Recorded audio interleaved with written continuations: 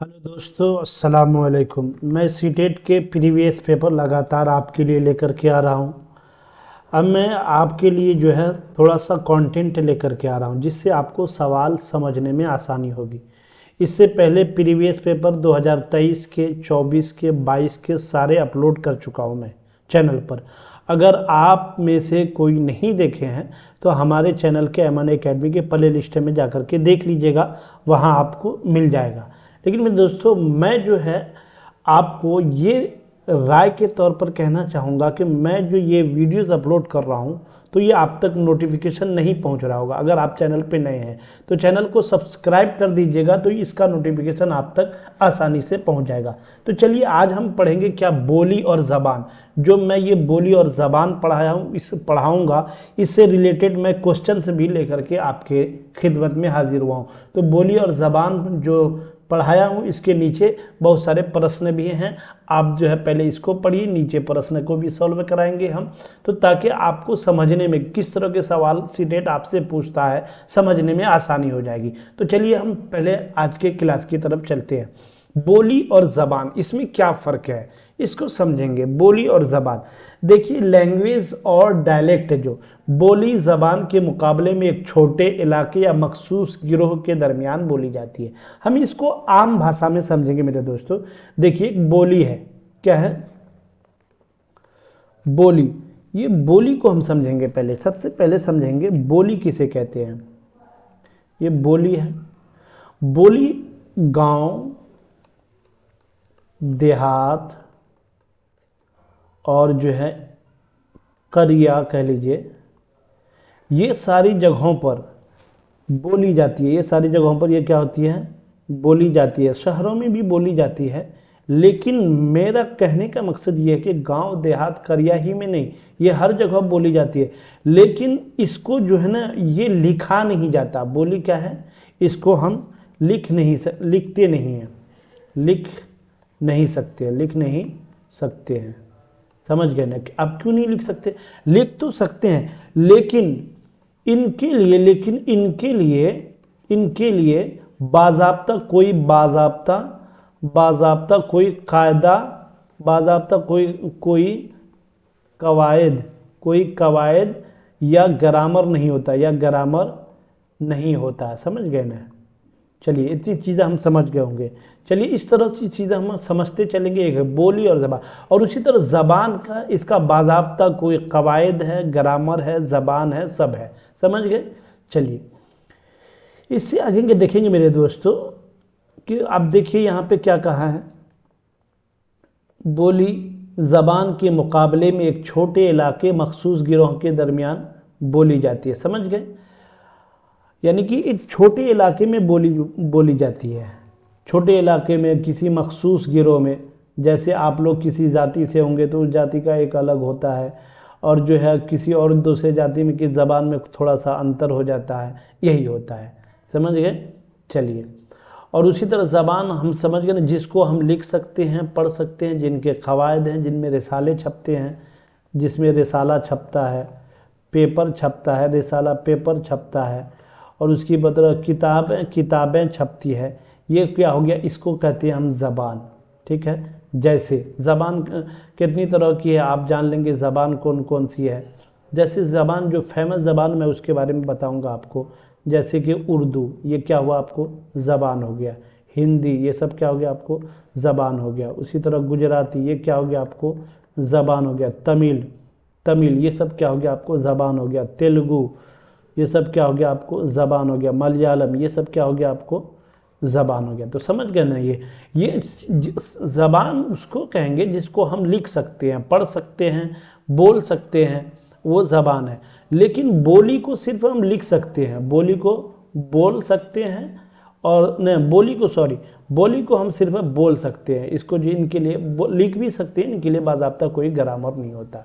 चलिए इतनी चीज़ें हम समझ गए मेरे दोस्तों। चलिए तो आगे, उसकी कोई, देखिए यहाँ पे तारीख में लिख भी दिया है बोली की, इसकी कोई तहरीरी शक्ल नहीं होती। किसकी? बोली की। इसमें कोई मुनज़्ज़म शक्ल और ज़वाबित नहीं होते, ये सब कुछ लिख दिया गया है। इसमें अक्सर तब्दीलियाँ आती रहती है, बोली में अक्सर तब्दीलियाँ। उसी तरह दूसरे जानिब देखेंगे क्या है, दूसरे जानिब ज़बान एक वसी तर नज़रिया है, उसके मुअय्यना उसूल और ज़वाबित होते हैं, उमून मुस्तकिल फितरत होती है। समझ गए ना कि बोली को बोल सकते हैं और उसी तरह ज़बान को बोल भी सकते हैं और लिख पढ़ भी सकते हैं, ठीक है। सवाल सीटेट आपको कभी भी कंफ्यूज करता है, घुमा के सवाल पूछता है, इसीलिए मैं चीज़ों को क्लियर करके चलता हूँ। चलिए आगे चलेंगे मेरे दोस्तों।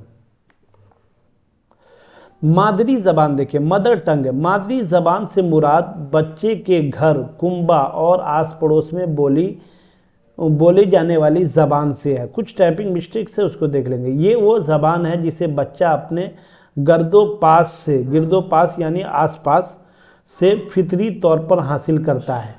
क्या हो गया ये, उसी को कहते हैं हम मादरी ज़बान। समझ गए ना।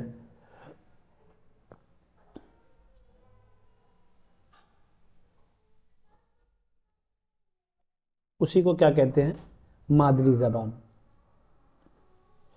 चलिए देखेंगे, मादरी ज़बान से मुराद बच्चे घर, कुंबा और आस पड़ोस में बोली जाने वाली ज़बान से, ये वो ज़बान है जिसे बच्चा अपने गिरदोपास से फितरी तौर पर हासिल करता है। स्कूली तालीम से कबल ही बच्चा अपनी मादरी ज़बान की बारीकियों, पेचीदगियों, तश्कील को अपने अंदर जज्ब कर लेता है और मुकम्मल लिसानी सलाहियत रखता है। इस बात से तो आप लोग मुत्तफ़िक़ होंगे कि स्कूल से ही पहले क्या होता है, बच्चे के अंदर सारी चीज़ें आ जाती है। वो बोलना सीख जाता है, समझना सीख जाता है, कहाँ कौन सी बातें करनी है, ये सारी चीज़ें वो आसानी से क्या कर लेता है, अडप्ट कर लेता है। कौन, बच्चे स्कूली तालीम से पहले ही वो क्या कर लेते हैं, वो सारी चीज़ों को अच्छे से समझ लेते हैं।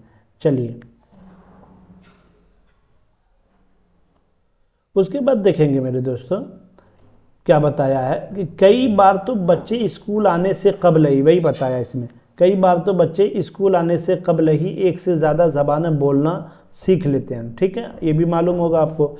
माहिरीन क्या क्या है, माहिरीन ने नफ्सियात के ज़रिए तालीम खुसूसन प्राइमरी सतह पर मादरी ज़बान में होने की हिमायत करते हैं। क्या करते हैं, बार आप लोग को बताया गया होगा डीएलएड में हो या बीएड में हो कि बच्चे जो है किस तौर पर, माहिरीन क्या कहते हैं कि बच्चे को किस ज़बान में, मादरी ज़बान में तालीम देनी चाहिए। मादरी ज़बान में तालीम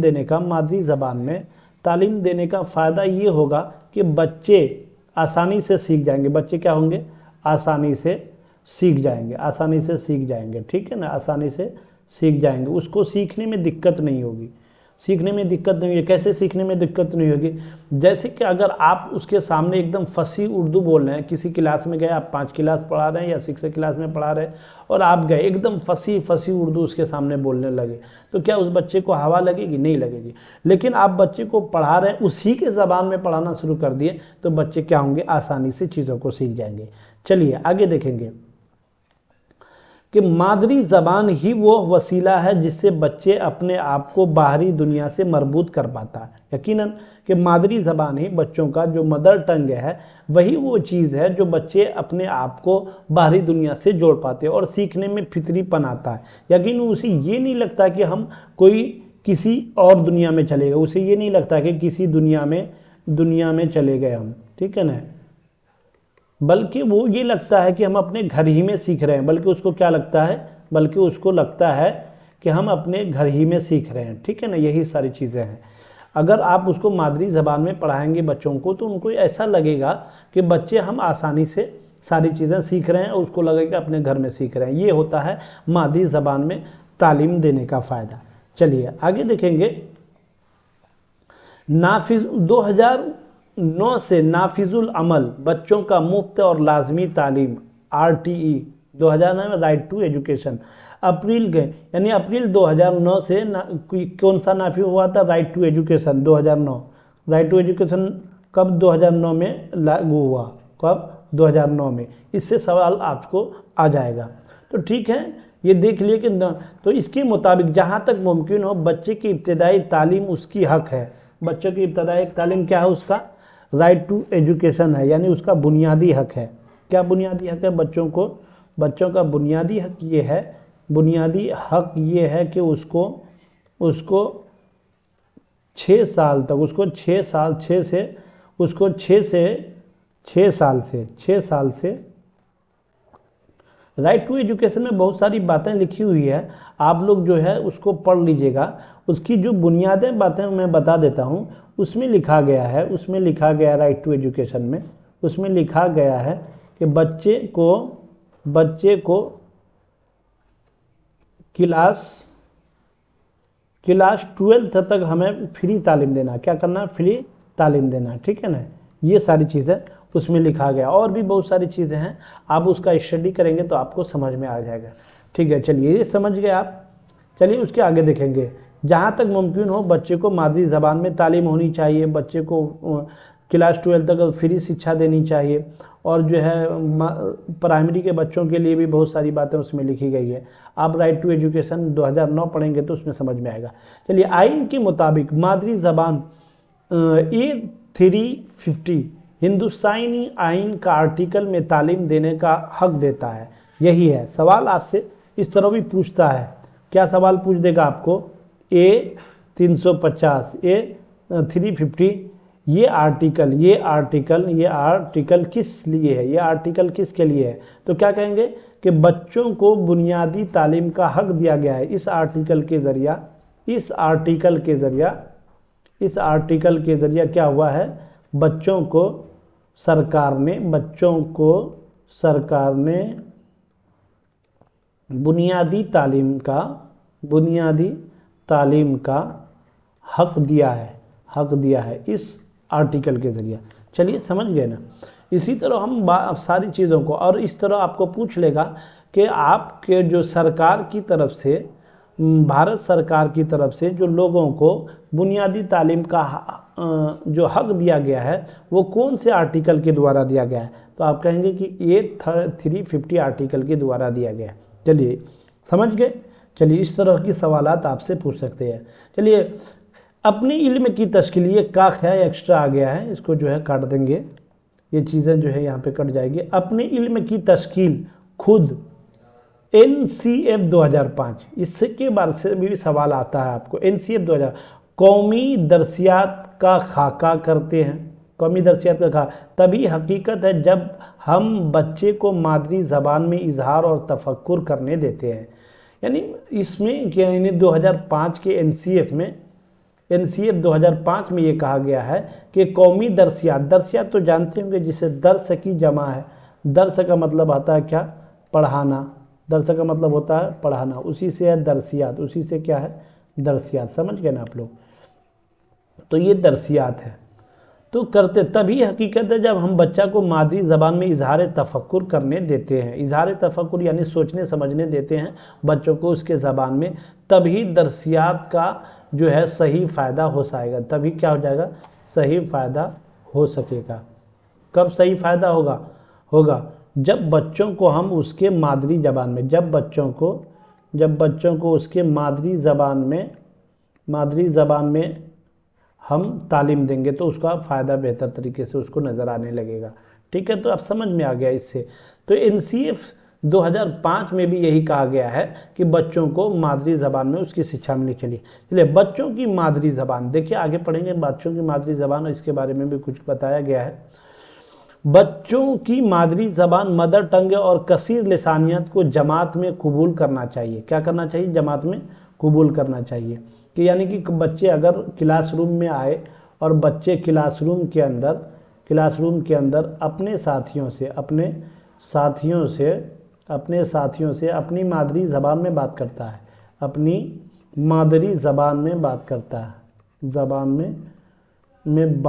है, तो क्या करेंगे हम? उसको डांट करके चुप कर देंगे। बात करता है तो उसको डांट के चुप कर देंगे? नहीं, ऐसा नहीं करना मेरे दोस्तों। बच्चे अगर अपनी मादरी ज़बान में बात करते हैं तो उसे बात करने देना है, क्योंकि उसी से वो जो है आपको जो ज़बान सिखाना चाह रहे हैं उससे रिलेटेड ही वो अपनी ज़बान को सीख पाएगा। तो ठीक है ना, कसी ने जमात को कबूल करता है। मादरी ज़बान दूसरी ज़बान और गैर मुल्की ज़बान सीखने होती है। मादरी ज़बान जो है दूसरी ज़बान को और गैर मुल्की ज़बान को सीखने में मुआविन होती है। छूट गया, मुआविन होती है। क्या होती है? मुआविन होती है। यकीनन जब तक आप उर्दू नहीं जानिएगा तो आप इंग्लिश सीखने की कोशिश कीजिएगा तो कैसे सीखिएगा? आप इंग्लिश सीखने का, आप अगर उर्दू इंग्लिश नहीं जानिएगा तो आप इंग्लिश के ज़रिया अगर हिंदी सीखना चाहते हो तो सीख पाइएगा? नहीं सीख पाइएगा। तो एक ज़बान को सीखने के लिए, एक ज़बान को सीखने के लिए दूसरे ज़बान का मुआविन होना ज़रूरी है। जब तक एक दूसरे की ज़बान से मुआविन नहीं होगा तो तब तक हम दूसरे ज़बान को नहीं सीख सकते हैं। तो पता चला कि अगर हम अपनी मादरी ज़बान से रिलेटेड, बच्चों के मादरी ज़बान से रिलेटेड करके दूसरी ज़बान उसको नहीं सिखाएंगे तो बच्चा नहीं सीख सकता है। चलिए, मादरी ज़बान, दूसरी ज़बान और गैर मुल्की ज़बान सीखनी होती है। चलिए आगे देखेंगे।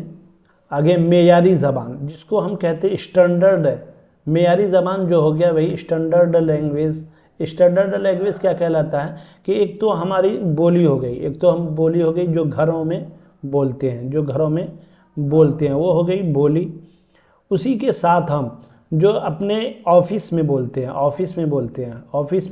हैं, स्कूल्स में इस्तेमाल करते हैं, उसके बाद कॉलेजों में बोलते हैं, ये क्या कहलाता है? आपका स्टैंडर्ड ज़बान कहलाता है। चलिए समझ गए। तो बोली भी समझ गए होंगे हम अच्छे से और ज़बान भी समझ गए। और अब आगे चलेंगे। आगे क्या है देखिएगा। और स्टैंडर्ड, मेयारी ज़बान, ये सारी चीज़ें हम अच्छे से समझ गए।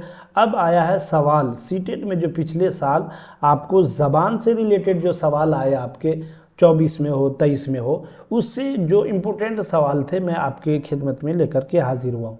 चलिए देखिएगा। अगर आप मेरे दोस्तों चैनल पर नए हैं तो सब्सक्राइब कर दीजिएगा ताकि हम जो है आसानी से सारी चीज़ों को समझ सकें, ठीक है ना। और जो है आप तक जो चीज़ें हैं उसको हम पहुंचा सकें। जो भी वीडियो अपलोड करूं मैं, वो आप तक आसानी से पहुंच जाए। चलिए देखेंगे। ज़बान की आमोजिश के हवाले से कौन सा बयान दुरुस्त है? देखिएगा सवाल क्या है। ज़बान की आमोजिश के हवाले से कौन सा बयान दुरुस्त है? अलिफ, ज़बान का एक अच्छा आमोजगार पढ़े हुए मतन में शामिल तमाम अल्फाज के माना जानता है। बा देखेंगे, ज़बान का एक अच्छा आमोजगार पढ़े हुए मतन के माना व मफहूम और ख़यालात समझता है। चलिए आगे देखेंगे। और जीम देखेंगे, ज़बान का एक अच्छा आमोजगार ज़बान के सभी उसूल समझता है। और हा देखेंगे, ज़बान के एक अच्छे आमोजगार को ज़बान के सारे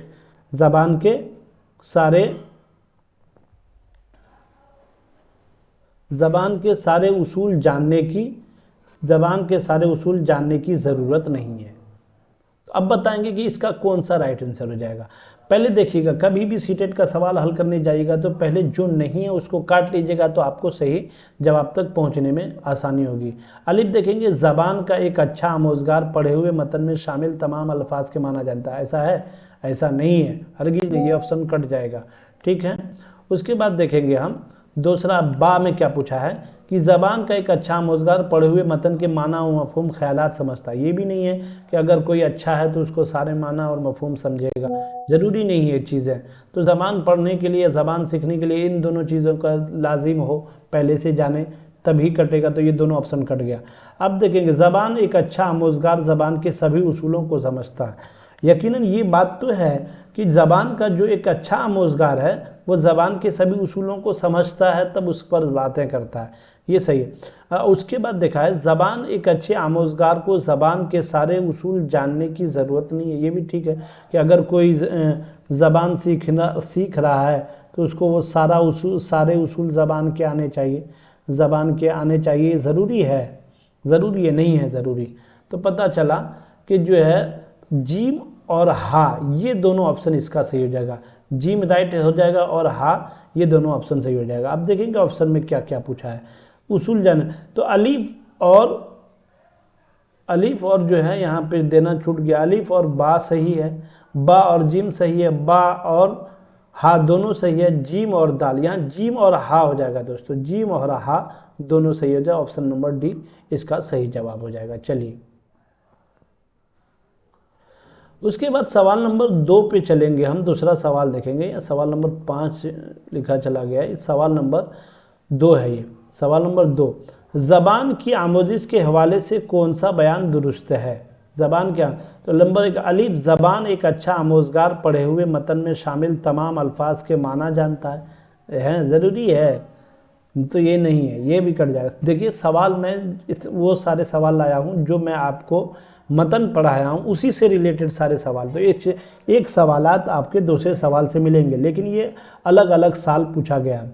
बा देखेंगे, बा में क्या है, ज़बान एक अच्छा आमोजगार पढ़े हुए मतन के मानव मफहूम को के ख्यालात रखता है, ये भी नहीं है। चलिए नंबर, ज़बान के कच्चे आमोजगार को ज़बान के सारे उसूल जानने की ज़रूरत नहीं है, बगैर उसूल जाने भी ज़बान की आमोजिश मुमकिन है। तो सही है, ये राइट आंसर जो है ऑप्शन नंबर जी सही है। चलिए आगे देखेंगे, ज़बान एक अच्छा आमोजगार पढ़े हुए मतन के मानव मफहूम और ख्यालात को समझता है। तो ठीक है, ये दोनों ऑप्शन जो है वहाँ पे भी जीम और दाल सही था, यहाँ पे भी वही हो गया कि आपको जीम और दाल जहाँ पे सही होगा। तो देखिए ऑप्शन नंबर ठीक है, ऑप्शन नंबर डी सही हो जाएगा, इसका जीम और दाल सही हो गया। चलिए आगे चलेंगे, सवाल नंबर देखेंगे, बच्चे की इब्तदाई बरसों में दीवार, फर्श और कापियों में अड़ी तिरछी लकीरें बनाते हैं। कौन इब्तदाई बच्चे, कौन बच्चे, इब्तदाई बच्चे, यानी जो आपको प्राइमरी के बच्चे हैं। प्राइमरी के बच्चे वो क्या करते हैं, दीवार पर लिख देते हैं, दीवार पर लिख देते हैं, घर में लिख देते हैं, कहीं पे भी। तो ये अब ये क्या क्या अड़ी तिरछी लकीरें बनाता है। आमोजिश के इस मराहिल को कहते हैं, आमोजिश के इस मराहिल को क्या कहते हैं, यानी सीखने के, जब बच्चा कहीं भी जा रहा है, कहीं भी जा रहा है वहाँ लिख दे रहा है, कहीं भी जा रहा है वहाँ लिख रहा है। तो इस हरकत को बच्चे के क्या कहेंगे, इस हरकत को, इस अमल को क्या कहेंगे, इस अमल को क्या कहेंगे, बताइएगा आप लोग, इस अमल को क्या कहेंगे। तो इस अमल को बच्चों को क्या कहेंगे, इसके देखिए ऑप्शन देख लेते हैं हम लोग। अड़ी तिरछी लकीरें बनाना, या हंगामी खानदगी, लिखने की महारत, तरसीली फरोग। यहाँ देखिए खानदगी को ये गलत, यहाँ गलत टाइप कर दिया गया है, खानदगी ऐसे होगा आपको, तो खानदगी, तो ये हो जाएगा आपको हंगामी खानदगी, इसका जो है राइट आंसर हो जाएगा हम हंगामी खानदगी। अब क्यों हंगामी खानदगी सही हो जाएगा, क्यों कि बच्चा जो है, देखिए अड़ी तिरछी लकीरें तो बनाता है, तो वो तो बनाता है, बच्चों की फितरत है, लेकिन सारे बच्चे नहीं बनाते हैं। तो ये बच्चों के अंदर ये क्या है, उसके अंदर एक जुनून है, एक जुनून है लिखने का, एक जुनून है लिखने का, तो इसलिए वो जहाँ चाहता लिखता रहता है, वही होगा हंगामी खानदगी। तो ऑप्शन नंबर ए भी कट जाएगा, बी सही हो जाएगा, सी कट जाएगा और तरसीली फरोग कट जाएगा। तो ऑप्शन नंबर इसका बी राइट आंसर हो जाएगा। चलिए समझ गए, चलिए आगे चलते हैं। एक सवाल, एक ज़बान बोलने वालों में, एक ज़बान बोलने दूसरी ज़बान के अल्फाज और जुमलों का इस्तेमाल आम बात है, उसे क्या कहा जाता है। यानी कि कोई भी ज़बान हम सीखने जा रहे हैं, कोई ज़बान हम सीख रहे हैं, उर्दू सीख रहे हैं, तो उसके लिए उसमें हिंदी के मदद से सीख रहे हैं, हिंदी के मदद से सीख रहे हैं। तो ये क्या पूछा आपसे कि एक ज़बान बोलने वालों में दूसरी ज़बान के अल्फाज और जुमलों का इस्तेमाल आम बात है, उसे क्या कहा जाता है। तो ज़बान और उसके अल्फाज को बदलना या मिलाना नहीं होगा, क्योंकि जो है एक ज़बान को दूसरे ज़बान से सीखने के लिए हम मुआविन के तौर पर इस्तेमाल करते हैं, उसको बदलने के तौर पर नहीं। ज़बान की मुंतकिली भी सही नहीं होगा। काबिल फ़हम गुफ्तगू करना और जो है समाजी लिसानी रवैये, ये भी सही नहीं होगा। तो समाजी लिसानी रवैये, ये आपका सही जवाब हो जाएगा। ऑप्शन नंबर 1, 2, 3 सब कट जाएगा। क्यों, अब बताएंगे हम कि जो है कोई भी ज़बान सीखने के लिए हमको, कोई भी ज़बान सीखने के लिए एक दूसरे ज़बान की मदद की ज़रूरत है, दूसरे ज़बान की मदद की ज़रूरत है। तो ये क्या है, यही समाज इसी तरह का बनाया गया। समाज जो है ना, कि आप एक ज़बान को सीखना चाहते हैं तो समाज आपको कहता है कि आपका जो है ये रूल है, प्रकृति का कुदरती निज़ाम है कि आप दूसरे ज़बान के मदद के बगैर दूसरे ज़बान को सीख ही नहीं सकते। तो इसका राइट आंसर क्या हो जाएगा, ऑप्शन नंबर डी, सी सही हो जाएगा, ये ऑप्शन नंबर डी सही हो जाएगा, सॉरी ऑप्शन नंबर डी इसका सही जवाब हो जाएगा। चलिए आगे देखेंगे, सवाल नंबर देखेंगे कि ज़बान खला में नमूदार नहीं होती, इस बयान की तालीमी इफ़ादियत है कि ज़बान सीखने के लिए लाजमी है। ज़बान अगर हम कुछ बोल रहे हैं, ज़बान खला, खला में, खला यानी जो खाली जगह है, वहाँ दिखाई देता है आपको, नुमदार होती है क्या? नहीं होती है। ज़बान कभी भी जो भी बोलते हैं हम, वो आपको खला में दिखाई नहीं देगा। जो खला किसे कहते हैं? जो आसपास अड़ोस पड़ोस जिस खला में हम रहते हैं, जो हमारे दरमियान खाली जगह है, उसी को खला कहते हैं। तो घरेलू मकाल में समाजी तामुलात, स्कूली निज़ाम, लिसानी तजर्बागा। तो क्या है, क्या सवाल है कि ज़बान खला में नुमदार नहीं थी। इस बयान की तालीमी इफादियत है कि ज़बान सीखने के लिए लाजमी है। तो ज़बान सीखने के लिए देखिए चारों ऑप्शन आपको सही लगेगा। हम बार बार कहते हैं कि सीटेट आपको ऐसा प्लेटफॉर्म अता करता है, चारों पांचों क्वेश्चन ऐसे दे देता है, लगेगा कि आपको चारों ऑप्शन सही है, लेकिन उसमें कोई एक ही होगा। तो उसमें सबसे बेस्ट ऑप्शन कौन सा होगा? आप पढ़े होंगे कि ज़बान हमेशा जो है बेहतर ढंग से समाजी तामुलात से ही सीखा जा सकता है। तो right answer option number B सही होगा। ठीक है, चलिए आगे देखेंगे। सवाल है, उर्दू ज़बान में दूसरी ज़बान संस्कृत, अरबी, फ़ारसी और तुर्की वगैरह के अल्फाज बखूबी इस्तेमाल होते हैं। इससे उर्दू ज़बान की किस खुसूसियत का इल्म होता है? देखिए कौन कौन सी खुसूसियत का इल्म होता है, देखेंगे। चारों ऑप्शन को देख लेते हैं कि ये क्या कहा है। उर्दू ज़बान में दूसरी ज़बानों संस्कृत, अरबी, फ़ारसी, तुर्की वगैरह के अल्फाज बखूबी इस्तेमाल होते हैं। इससे उर्दू ज़बान की किस खुसूसियत का इल्म होता है? यानी उर्दू में मिक्सचर है, उर्दू ज़बान जो है ये मिक्सचर है। इसमें सारे ज़बान, इनमें सारे ज़बान हैं, सारे ज़बान के अल्फाज मिले हुए, ठीक है ना, मिले हुए हैं। ये उर्दू के बारे में आता है, ये सभी ज़बानों से मिल करके बनी हुई ज़बान है। आपको भी बताता चलूँ कि ये भारत की ही पैदा हुई ज़बान है। ये उर्दू ज़बान जो है ये कहीं उर्दू ज़बान दूसरे मुल्कों या देश से नहीं आई है, दूसरे मुल्कों या देश से नहीं आई। ये भारत ही में पली बढ़ी, यहीं पैदा हुई, यहीं की ज़बान है। तो क्या सवाल है आपका, उर्दू ज़बान में दूसरी ज़बानों संस्कृत, अरबी, फ़ारसी, तुर्की वगैरह के अल्फाज बखूबी इस्तेमाल होते हैं, उससे उर्दू ज़बान की खुसूसियत का इल्म होता है। क्या क्या इल्म होता है? जल्द कबूलियत का, या रब्त कलाम मतन, या जो है शक्लियात, यहाँ देखिएगा शक्लियात, या गैर लचीलापन कट जाएगा कि नहीं? गैर लचीलापन कट जाएगा आपको, गैर लचीलापन कट गया और शक्लियात भी कट गया। तो इसका रब्त कलाम मतन इसका जो है सही जवाब, राइट आंसर ऑप्शन नंबर 2 सही हो जाएगा। चलिए समझ गए आप लोग। उसके बाद आगे चलेंगे, हम अगले सवाल को देखेंगे। सवाल नंबर है, नोम चुमस्की का मानना है कि बच्चों को ज़बान में महारत हासिल करने के लिए ज़रूरी है तुतलाने और दूसरे शुरुआती ज़बानी रवैये को, नक़ल और मश्क, इब्तदाई बचपन में ज़बान से साबका, क़वायद की जल्द तदरीस। क्या मानना है? सवाल क्या है आपको देखेंगे। नोम चोम्स्की का मानना है कि बच्चों को ज़बान में महारत हासिल करने के लिए ज़रूरी है क्या? तुतलाने और दूसरे शुरुआती ज़बानी रवैये को, नकल और मश्क, इब्तदाई ज़बान से साबका, क़वायद की तदरीस। आपको ये तीनों कट जाएगा, एक कट जाएगा, बी कट जाएगा, सी कट जाएगा, नकल और मश्क। क्योंकि बच्चे इब्तदाई तौर पर ज़बान कैसे सीखते हैं? तो जब तक तुतलाएंगे नहीं, भूलेंगे नहीं, रटेंगे नहीं, ज़बान इससे लड़खड़ाएगा नहीं, तब तक बच्चे ज़बान नहीं। इसका राइट आंसर ऑप्शन नंबर 1 सही हो जाएगा। बच्चे इब्तदाई तौर पर जो है नोम जमाना बच्चों की ज़बान में महारत हासिल करने के लिए तुतलाने दूसरे शुरुआती ज़बानी जाविये ज़रूरी है, ठीक है ना।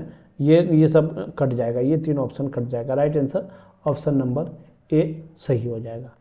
चलिए अगला सवाल देखें। उस्ताद एक ऐसा माहौल फराम करे जहां तलबा सिखाए जाने वाली ज़बान बिला झिझक बोल सके, उसके आदी हो सके। इसलिए देखिए क्या है सवाल, इसलिए बसरी मवाद का इस्तेमाल किया जाए। क्या बोला है? बसरी मवाद का इस्तेमाल किया जाए।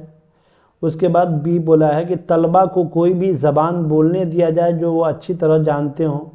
चलिए ये भी ठीक होगा। क्लासरूम में आम बातचीत के दौरान जुमलों के इस्तेमाल पर जोर दिया जाए, ये भी ठीक होगा। नहीं, ये ठीक नहीं होगा, जुमलों के इस्तेमाल पर जोर देंगे तो फिर आज़ादी कहाँ रही। ठीक है, वक्फे वक्फे तहरीर और बोलने का काम दिया जाए। तो ऑप्शन नंबर ये कट गया आपका। कौन कट गया? डी कट गया। वक्फे वक्फे से तहरीर बोलने और काम दे के बच्चे को हम ज़बान नहीं सिखा सकते। हम जो है उसको एक्टिविटी के ज़रिया, दिलचस्पी के ज़रिया, फिल्में दिखा करके, बोल करके, किस्से सुना करके ऐसे ज़बान से, ये कट जाएगा आपका ये भी कट जाएगा। तो ऑप्शन नंबर जो बसरी मवाद सिर्फ है यहाँ पे इस्तेमाल हुआ है, तो ये भी कट जाएगा आपका। तो आपका ऑप्शन नंबर बी सही जवाब हो जाएगा। वो खुद अच्छी तरीके से उसको जो है दिया जाए जिस पर वो खूब कुदरत रखता हो। तो सही जवाब आपका option number B right answer हो जाएगा। ऑप्शन नंबर बी क्या हो जाएगा? सही जवाब हो जाएगा आपका। चलिए आगे चलेंगे। सवाल है, अगला सवाल है मेरे दोस्तों कि सवाल, किसी ज़बान को बेहतर तौर पर सीखा जा सकता अगर कुछ सिखाया जा रहा है वह क्लासरूम के सख्त माहौल का पाबंद है। देखिए सवाल, देखिए कभी भी सवाल आपको सीटेट जो है पूछता है तो बार बार कंफ्यूज करता है, तो इसलिए उस कन्फ्यूजन से बचने के लिए हमें पढ़ना और रिवाइजिंग करना ज़रूरी है। किसी ज़बान को बेहतर तौर पर सीखा जा सकता है अगर जो कुछ सिखाया जा रहा है वह उस क्लासरूम, यहाँ उस छूट गया, इस क्लासरूम के सख्त माहौल का पाबंद हो। अब देखिए सख्त माहौल तो हम क्लास में क्रिएट नहीं कर सकते। सवाल आप देखेंगे ऑप्शन क्या है, ऑप्शन है देखिए यहाँ पे सूरत है, ये सूरत, ये सूत है, ये सूत, और उसी तरह ये आवाज़, इस यहाँ पे लिखा आवाज़ के लिहाज से मादरी ज़बान से करीब तौर हो। सूत का मतलब हुआ आवाज़ और आवाज़ का मतलब हुआ भी आवाज़, तो यानी सूत और आवाज़ के लिहाज से मादरी ज़बान से करीब तर हो। ठीक है। दूसरा देखेंगे आप, कॉलेज में दाखिला पाने की इम्कानात के करीब ला सके, ये तो कटिया जाएगा। किसी भी कॉलेज में दाखिला पाने के लिए हम ज़बान सिखाएंगे तो ये ऑप्शन नहीं होगा सही, तो पता चला ये कट गया। तलबा की ज़िंदगी के उसूल और मकासद के लिहाज से कारगर हो, हाँ ये सही राइट आंसर हो जाएगा। और एक से ज़ायद क्या है, एक से ज़ायद ज़बानों का जानना, ये भी कट जाएगा। तो ऑप्शन नंबर आपका राइट सही जवाब हो जाएगा, सही जवाब हो जाएगा आपका सी सही जाए। तलबा की ज़िंदगी के उसूल और मकासद के लिहाज से कारगर हो, क्या यानी किसी ज़बान को बेहतर तौर पर सिखाया, अगर कुछ सिखाया जा रहा है तो वह उस क्लासरूम के सख्त माहौल का पाबंद हो। इस हिसाब से जो है right answer option number C सही जवाब हो जाएगा। चलिए सियाक को सबाक देख करके हमें जो है कभी भी आगे पीछे सवाल को समझ करके तब भी सीटेट में जवाब देने की कोशिश करना है। ये भी देखिए यहाँ सवाल है एक से ज़ायद ज़बानों का जानना। सवाल क्या है, एक से ज़ायद ज़बानों का जानना। देखेंगे ज़बान के क्लास में उस्ताद के लिए बोझ है कि कोई एक से ज़्यादा ज़बान सीखेगा तो वो उस्ताद के लिए बोझ हो जाएगा, नहीं तो ऑप्शन ये पहले ही कट जाएगा। उसके बाद देखेंगे नए क्लासरूम में आमोजिश के दौरान आमोजगारों के दरमियान बाहमी ताल्लुक़ पैदा करता है, ये सही हो सकता है। चलिए आगे देखेंगे नई ज़बान की तदरीस और आमोजिश में मुआविन होती है, ये भी सही हो सकता है। देखिए नई ज़बान की आमोजिश में मुखिल होता है, ये मुखिल भी कट जाएगा।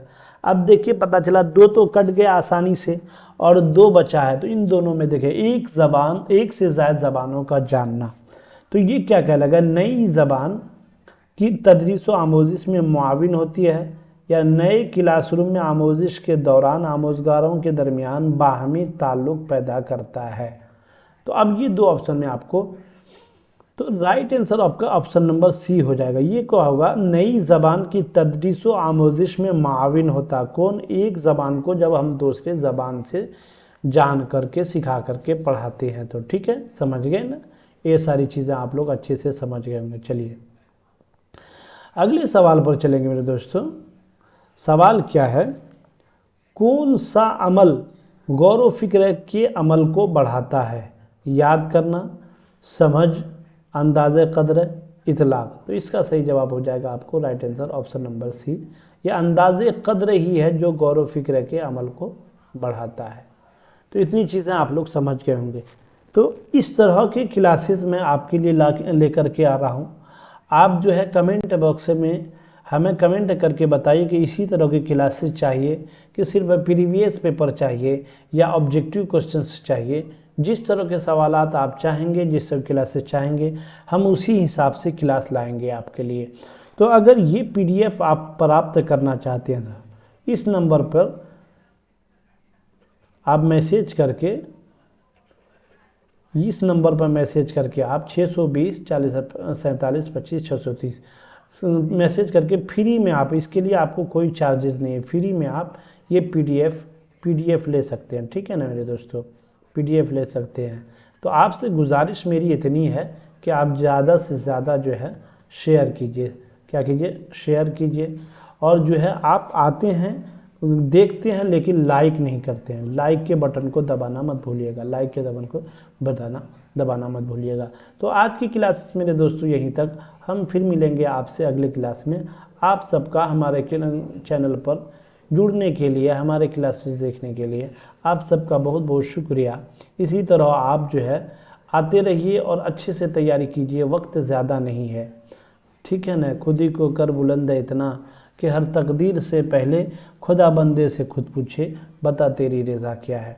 जब तक आप खूब मेहनत नहीं करेंगे ना, आपको कामयाबी भी खुदा ऊपर वाला नहीं देगा। तो इसलिए अगर कामयाबी चाहते हैं तो जितनी हो सके मेहनत कीजिए, अल्लाह आपको ज़रूर कामयाब करेगा। तो आप सबका बहुत बहुत शुक्रिया। फिर मिलेंगे हम आपसे अगले क्लास में।